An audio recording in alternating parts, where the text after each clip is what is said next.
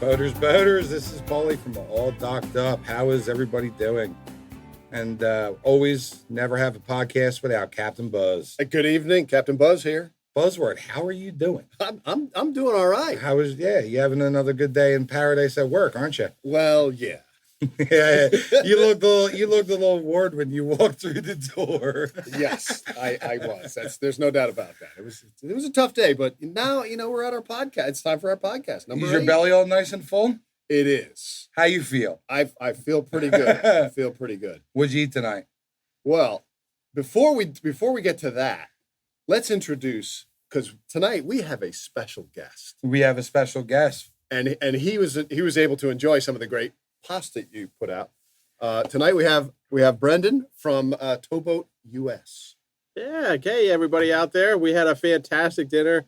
Pauly made an awesome dinner. Fantastic meatballs, Pauly. That was, man. A beautiful penne Oh. with a nice homemade marinara sauce, fresh meatballs from scratch, hand rolled. Delicious. Nice Parmesan Reggiano cheese on top. That'll hook you up. It might put you to sleep at the end of the day at work, but well, it sets the stage for a great podcast, as we always do. Now, as I told you, Pauly, next week dinner's on me. well, it's about time. Whoa! I've been waiting. I mean, I'm over here slaving on the stove. I'm buffing boats all day. You come over. I mean, today I got to give you this. Brandon, he did awesome today because he shows up today. And, he brings two beautiful bottles, a bottle of Hendrix and a bottle of Rank. Nice. So that was a beautiful move. You get a pass today, but I did. I also brought the limes and the lemons and the ice. You did hook it up a There you little go. bit. You did hook it up. Oh, dude, Brandon, we do this all the time. We beat each other up. There you go. I That's know awesome. everyone who's listening is loving these two guys. All right, so before we get into, because we've got great content tonight, I'm really excited about what Brendan can bring to the safety concerns of our boaters. But before we do that, let me do a quick captain's brief. My man, pots and pans. So it's very simple, but it's important to let your passengers know what you're going to do, right? Now explain, elaborate. Buddy. Sure.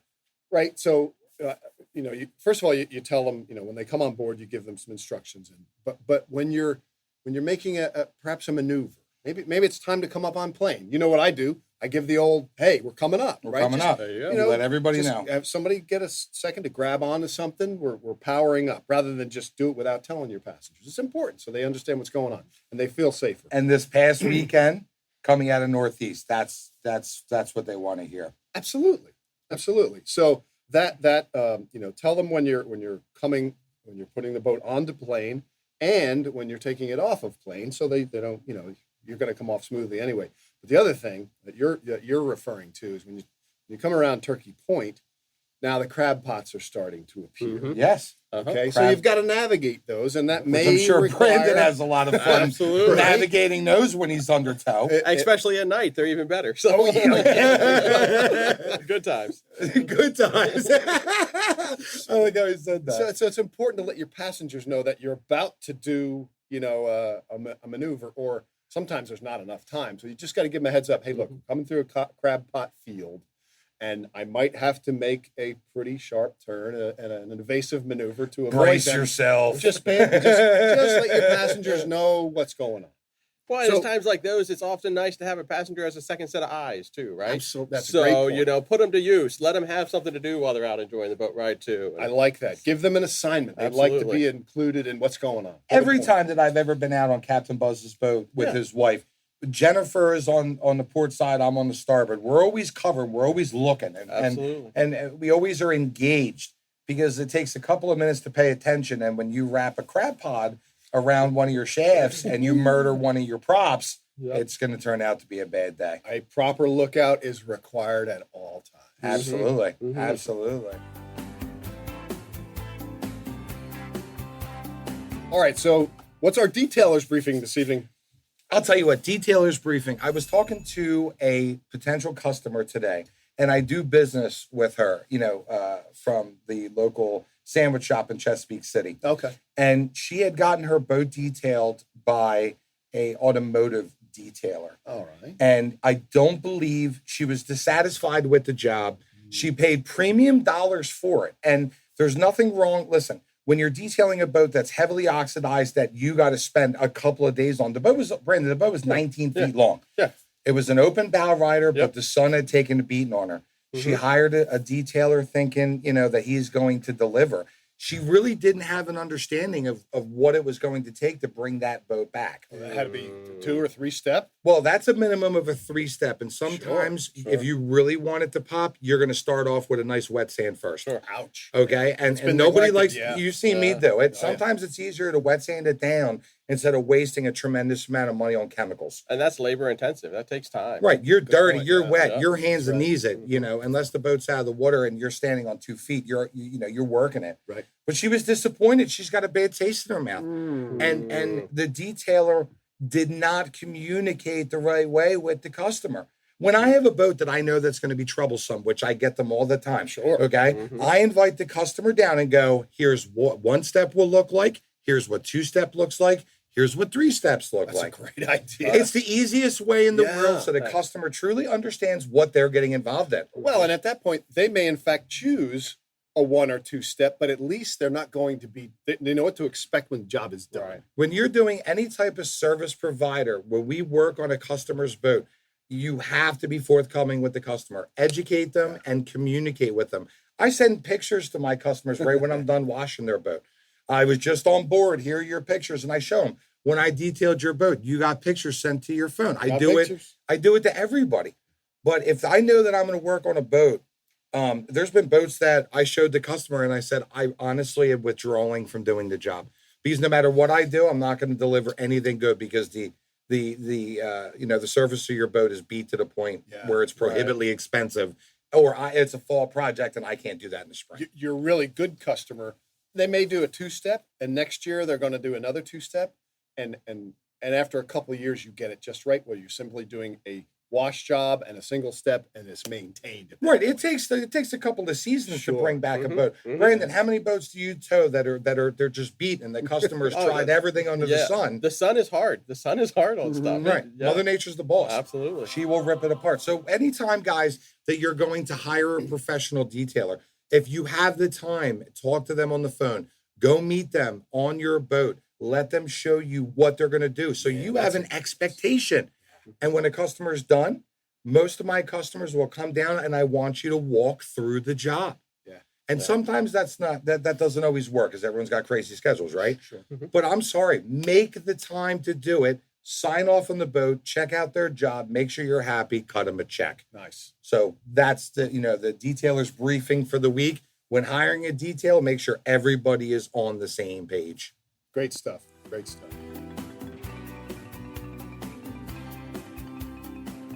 All right, so let's get to Brandon here because Brandon's our main man the tonight. main man. He's got my awesome man, pots and pans. I'll tell you what, I consider Boat US to be the superheroes of the Bay. They're there when you need them. They're there. When I first met you, I think that's probably the third thing that came out of your mouth. Do you have TowBoat US? You have TowBoat US. I went, what? And you remember it. I'll be a son of a bitch. I said, what? You do have a good memory. What's that? And I signed up immediately. Right. It's a no-brainer. It is a no-brainer. Brandon, tell everybody. All right. So let's have Brandon have the floor. Yeah, I mean, I'm glad to hear that people say that. It's a no-brainer. We are, kind of not first responders, not your Coast Guard and fire departments, but we're the ones that have your back. We're your contingency plan when something goes wrong out on the bay. Whether you run out of gas or you got a dead battery or you run aground, anchored out too long, whatever, we're going to come back and we're going to make sure you have a good end to your day, no matter what's happening. So, Brandon, how do folks sign up to be a member? Great question. You? Great question. There's multiple ways you can find out about our plans. You can hit the TowBoat US website, towboatus.com. You can find information out on the plans. But give me a call. You could find your local TowBoat US's phone number. You can give me a call here in Chesapeake City. It's great to always talk with somebody so I can help answer any questions you have, make sure you have the right plan, make sure you have the right coverage so that there's no surprises if you ever need our help. Well, Brandon, you have multiple locations? You have multiple boats that tell everybody what your coverage zone is. Fleet. Yeah, so we are running 5 boats on the water at any time.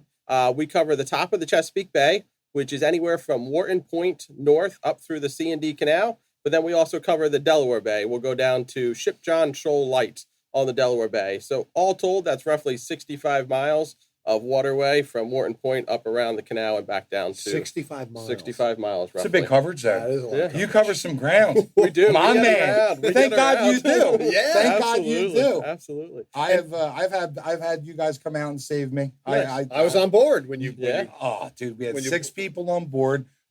Short story. We were going into the Elk. I had 6 people on board. Single 350 mag MPI with a Bravo 3 on a 28.5-foot cruiser, and she's struggling to get up on plane. Doesn't have that low end torque. You know, it's just a single. And pushed her a little bit too hard. And, Yep. oh, We dropped anchor and we hung out for a while. There you go. I was Enjoy the sunny pissed. day. Oh my God. But the nice thing is, it's not just me, it's not just us. When you sign up with TowBoat US, it's nationwide coverage. There's over 600 TowBoat US boats in over 300 locations across the nation. Wow. So whether you're here local on the Chesapeake Bay or you go on vacation down to Florida, wherever you go, there's a red boat nearby that can help you out. So the membership goes with the boater, not the boat? You got it. The membership covers the boater. So I learned something. If you have your boat, if you've got a boat and some jet skis, if you've got a fleet of boats, you're covered. But if you also go on vacation and rent a boat, we got you back there too. You're covered on that as well. Very cool. Well, how do you confirm the identity of the member? Great question. So everybody, when they sign up with TowBoat US, gets a membership card that's got all of your information. Recently, TowBoat US has an app that you can download on your smartphone. You can keep all your membership information there. You can even request a tow right through a button on the app now. Sends your coordinates directly to us. We get right back in contact with you, text you an ETA, and show up and provide assistance to you. Geolocates you That's awesome. where you are. Absolutely. Because there are a lot of boaters out there that they don't have the understanding. They don't know how to actually, transmit their position to someone. Give their coordinates so when they're in trouble. Exactly. They may not know how to tell you where they are. Yeah, But absolutely. if they've got the app, Dude, that's got to drive you insane. How? Explain this to me, because I know people are dying. The towboat guy. Yes, hello. I am broken down. Oh, I apologize. What's going on? Where are you? I have no idea. So that becomes a 15-minute. I didn't do that. Like, I didn't need to. Like, I'm sorry. I'd be like, all right, stand by. I need the bus to zang. Like, what would you do? It's challenging times. I've had people tell me they're on the Sassafras River, and when we finally find them, they're anchored on the Bohemia River. They were a few miles off. We So finally you're found spending them. time finding them. We do. We have to spend time to find them. Now, a lot of questions get answered on the phone, and sometimes it comes down to, where did you leave from this morning? What marina did you pull out of what boat ramp? And did you turn left or right? And then after that step, we go to the next step, and we can try to narrow down where you're at. But sometimes it's on a boat just trying to locate a person. Oh, my goodness. Okay. So that's going to lead me to my next question. Now, who are running your boats? Great question. All of our boats are captained by United States Coast Guard licensed captains. They're all professionals. They've all had a tremendous amount of training, and they're certified by the Coast Guard.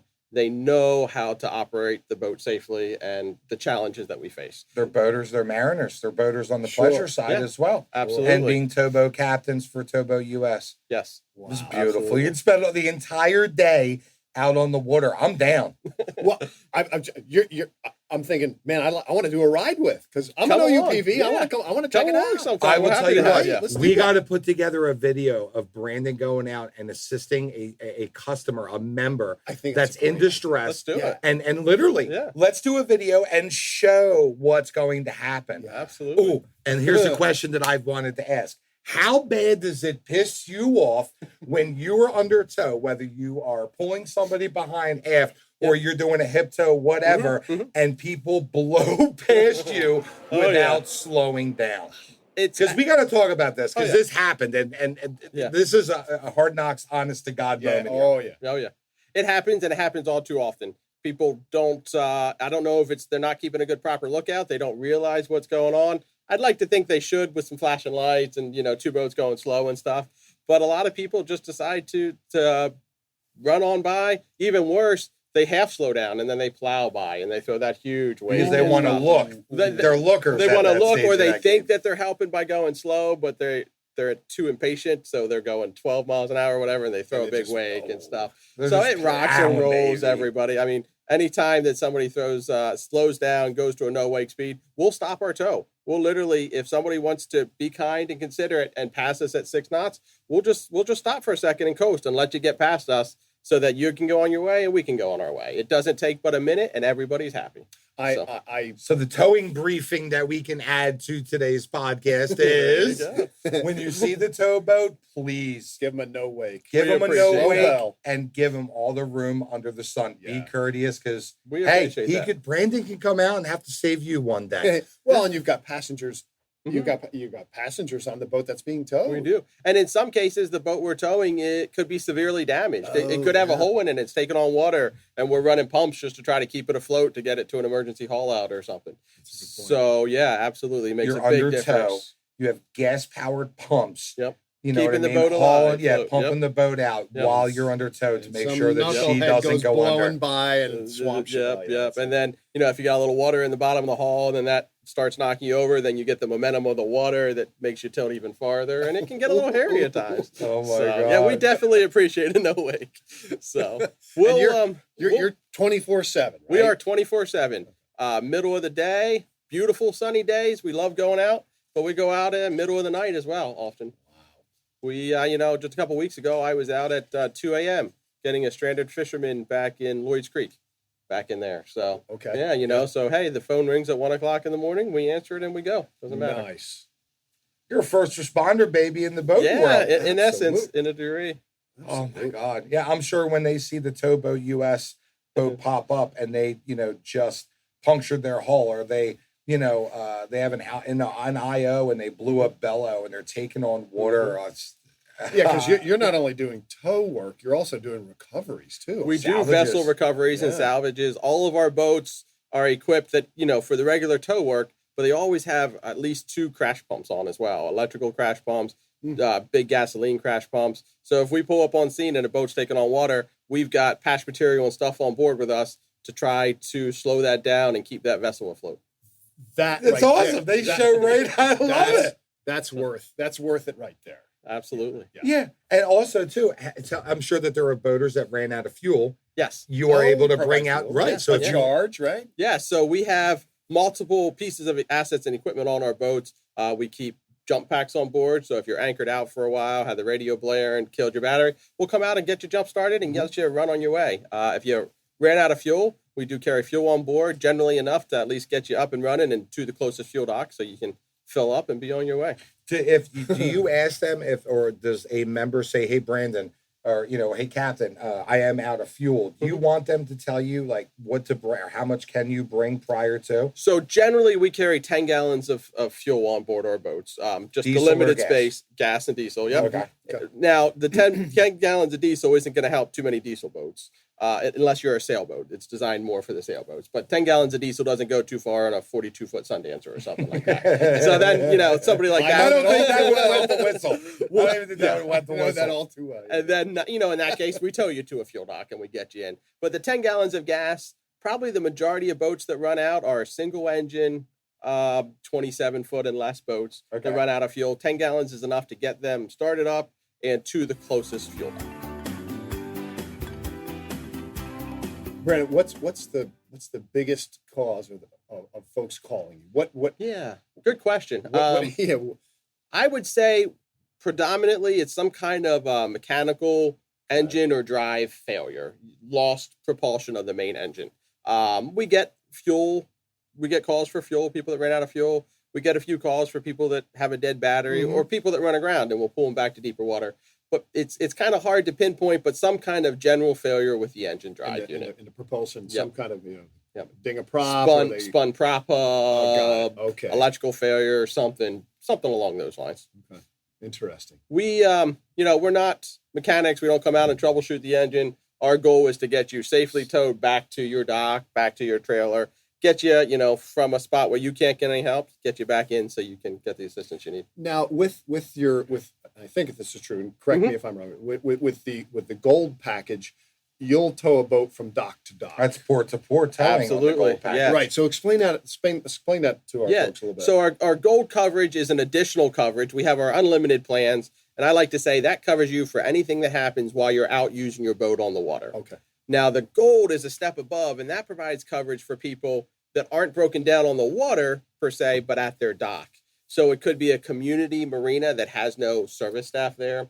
It could be a private dock behind your house. So if you go down to the boat at the dock behind your house and you can't get the boat started for some reason, the gold coverage provides that additional coverage so we can come and tow your boat from your house over to a boat ramp to put it on your trailer, or over to a service center marina that can fix it for You you. gotta love that. That's important. I think that's really So the gold important is where it's at. for a boat that's Yes. you know And in how the much water is the at a gold? dock. How much Yeah. is that package? $179 for the year. You $179. can't beat the price. It's peanuts. No, Yep. you can't. That's So, peanuts. I often tell people, I'll get a call with somebody that doesn't have a membership, and how much is this going to cost? And it's a high number. People don't realize how much it costs to have somebody in a specialized boat available to come help you.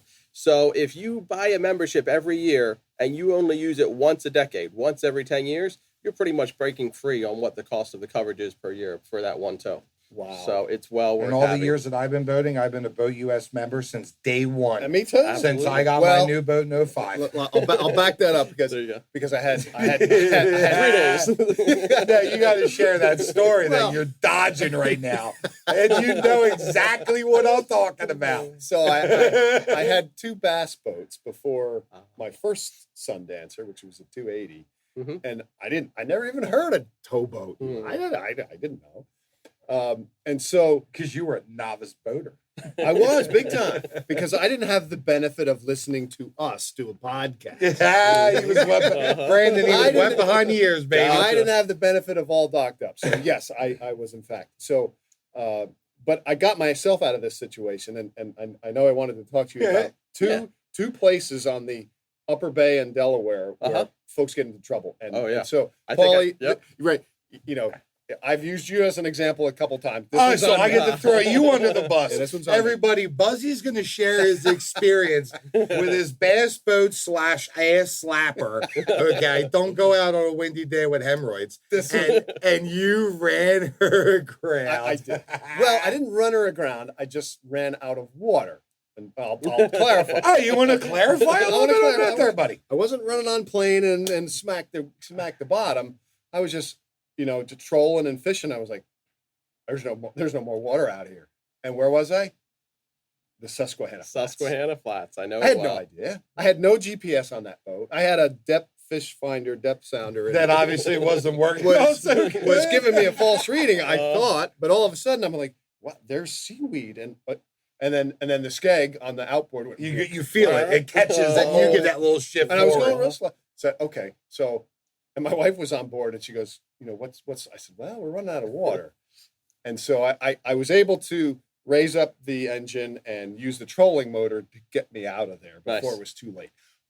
But, however, I was a Tilt the novice, and I outboard out made of the mud like the mode that you were I at made that it. second. I made a mess. I made a mess. I'm sure you pull boats off the Susquehanna Flats. The Susquehanna Flats is a common area.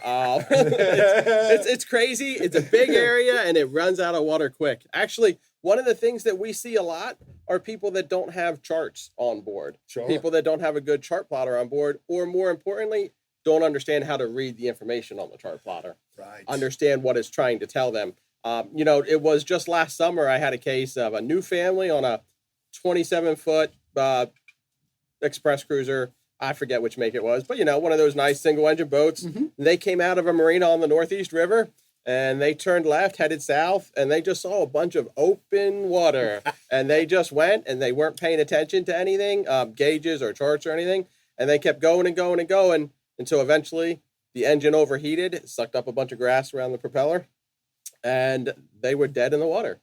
But when I say they were dead in the water, they were dead in 6 inches of water. They ran that thing right up. They did. I got the call and went out. I remember it like it was yesterday because it was late in the day, right before the sunset, I think, maybe 8, 9 o'clock at night. So I go out and it was low tide and I could see them on my radar. I identified where they were at on the flats, and I ran my own boat in until I was aground. Literally my boat was sitting on the ground. And I did it because we had a high tide coming in. So it was I was going to okay. say, you knew the Yeah, tide. I losing knew water. that You were 15 only minutes I gaining was water. coming back Right. out. And I still had to walk over a quarter mile to get to their vessel Through the mud. through the sand and the grass and the mud. And when I got there, I walked around their vessel and I literally felt the trench that their propeller cut through. I could tell exactly how they came into the flats with a big trench that their propeller cut through. That was an interesting. You're not towing. They just have to wait. They had to wait, but there were storms rolling in that night. Oh no! So we ended up deciding to anchor the vessel securely for the night, removed the 4 passengers off the vessel, took them back to their vehicle, and then we came back at high tide the next morning and recovered the vessel for them. I didn't know you. That's awesome. I didn't know you did that. Yeah, it was. I did not know that. We didn't want to leave anybody out there that night. You could see the storms coming in. You dangerous. could see the lightning in the distance, and there was just physically no way to get the boat out that night. So, how about that? Yeah, Big Red came in and saved the day. That's a great story. That's a great story.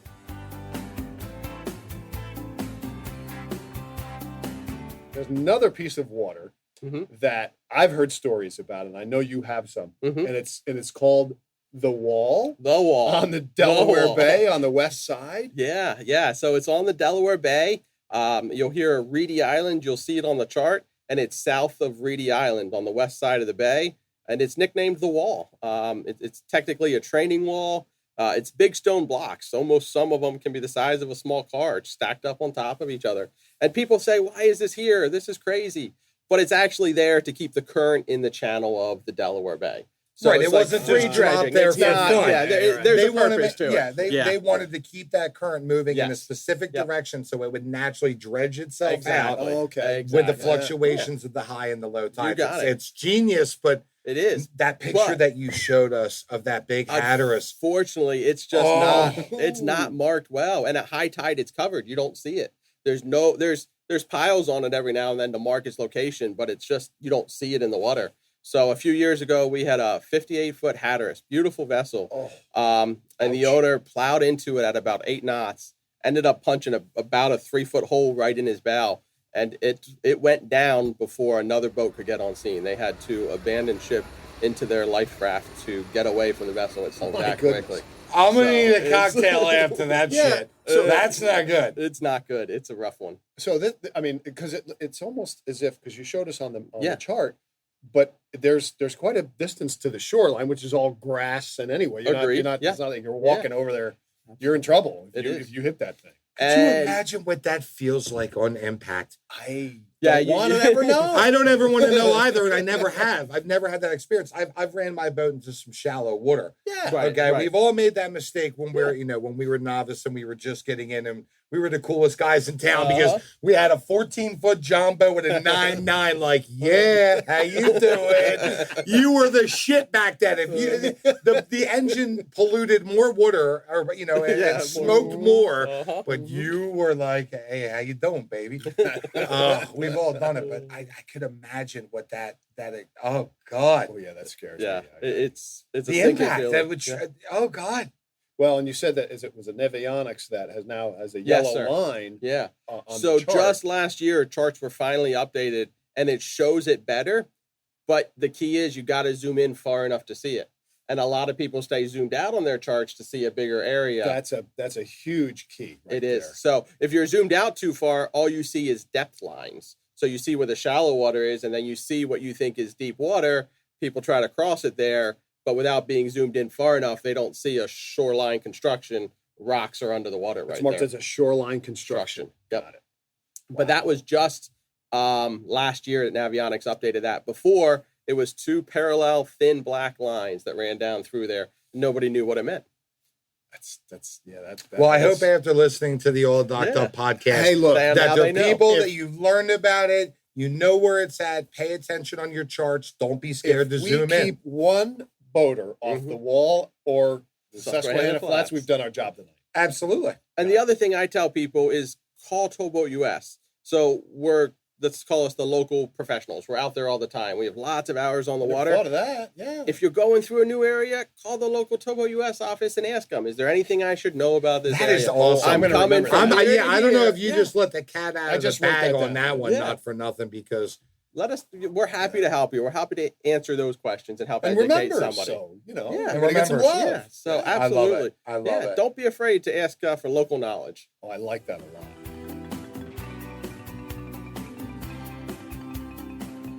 All right. So our final question for you, and I know you've got a lot of stories. We got to have you back because this is great. What's the wildest thing you've ever seen out there? Wow, wildest thing. We get to see so many things, a lot of routine tows and stuff. Sure. But we come across, well, I'll say that. So routine tows, you'd be surprised how many times we talk to somebody on the phone, try to figure out where they're at, try to make sure everybody on board is safe. And then we ask them if they've tossed an anchor out. You'd be surprised how many people don't even have the basic safety equipment on board, such as an anchor. We'll have that sometimes. And, we ask somebody to drop an anchor so that you're still at that spot when we come to get you. Or if it's a windy day, you don't get blown into the Susquehanna Flats. Or if you're in the C&D Canal, you don't get blown up onto the rocks type of deal.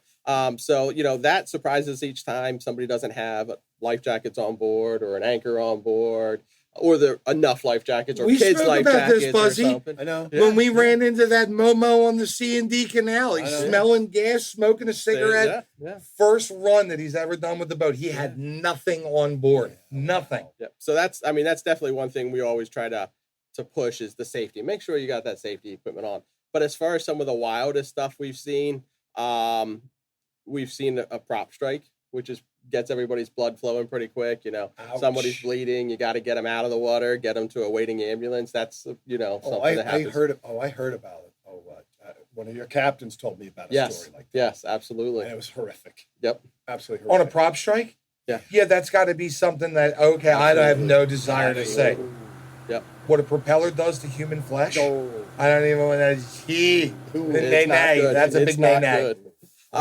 We had a captain once towing a broken down vessel, and I believe it was a jet ski, wasn't paying attention and actually cut between our tow vessel and the vessel we were towing, cut right in between it. And if our captain hadn't paid attention and cut our engines into neutral and let our tow line hit the water, he would have had a very bad day. He would have been yanked right off his jet ski. Wait, he went in between your tow vessel and the vessel you were towing. And the disabled vessel. So you would have clotheslined the son of a bitch. Yeah. Came right over the top of him. And oh my God. Right off. Wow. So, we see crazy stuff all the time. You be hearing me scream from here. I don't even, I got to be a good boy here. Oh my God. Wow. Here, come here. Let me tell you something. Oh, your head's floating down the other side and you wondered why. Oh my God. I can't even that's imagine outrageous. that. I can't even blew me out of the water. That's crazy. I can't get my mind around. And that's one reason why we have professional licensed captains on the water, because they're trained to keep situational awareness around them at all times. Yeah. Had he not noticed, it would have been a very bad day for that boater. But yeah, we get, I like towing people at night. Nighttime is my personal favorite time to be on the water. Why? I love it. It calms down. Okay. The water calms down. The temperatures drop in the middle of the summer. You get up. Yeah. You get a moon out. It's just beautiful. So there'll be times we tow people in the evening a lot. They've gone out for dinner. They've anchored up, tried to go back home, and now, engine broke down. So we'll tow them back. I love it when I get somebody and I'll tow them back and we'll get back to their marina or we'll get back to the boat ramp and now it's pitch black. And I'll ask, hey, did we get to the right spot? And they're just amazed that we were able to get them back to where they were going. Because they have no clue where they're at now that the sun went down. Once the sun goes down, they can't see anything. No, it's a whole other world out there. Yeah. Yep. Running at night, when I was on the Delaware River, I used to run at night. I loved it. And I was just at that stage of the game. This was when I was just starting to buff boats. I just got out of the restaurant. I smell like an Italian hoagie with a side of mayo. You smell like that all the time. Oh, up your ass. And I'll tell you what. But at nighttime, it was nice. And people are like, Pauly, you're crazy because of all the underwater submerged objects that were in the Delaware River. I was like, nah, I'm good. Ready to rock and roll. Let's do it up. Oh my God. It is a whole different world out there. I love it at night, but it's a different world. But if you have if you have a full moon or close, bright, clear sky and a good moon, I love it. Absolutely. That is the most tranquil, peaceful, relaxing, as long as you're on board with people that know what they're doing. Know what they're doing. Because sometimes, we'll do a midnight run. We do runs late all the time, but I'll tell you what, we're doing a nice slow poke cruise. A 4 to 6 knot cruise. The conditions would have to be more than perfect for me to put my boat on plane. Sure. If we go out in the dark just for a little cruise at night, Oh yeah. The C&D Canal is a perfect spot for a midnight cruise. It going is. through there with all the lights on the side and you see all the bridges lit up, for somebody that's headed out for the first time at night, a slow cruise through the canal is a great way to get your feet wet. Good point. This is great. Brandon, we're so thankful. Yes, Our thank doctor you is very so much. thankful Absolutely. to have you here. He's coming back. We'll do All it. I gotta do is dangle the. I'll send him like, yo, Brandon, this is what I'm cooking tonight. Yeah, what's before for the dinner podcast. tonight, Pauly? He'll show up at the door. You're gonna hear one of these. Yep. Brandon, thank you so very much for coming Absolutely. on My tonight. pleasure. Great You stuff. helped a lot of people, and he's got so much more information that he can feed us a long time. Fantastic. Absolutely. I love Thank it. you Well, again, Brandon. Captain. My Thank pleasure. you very Really My much. pleasure. Really great. Captain Buzz, Follow back at you. Standing by on 6-8. standing by on 6-8. Guys, have a great night. Take care of yourselves.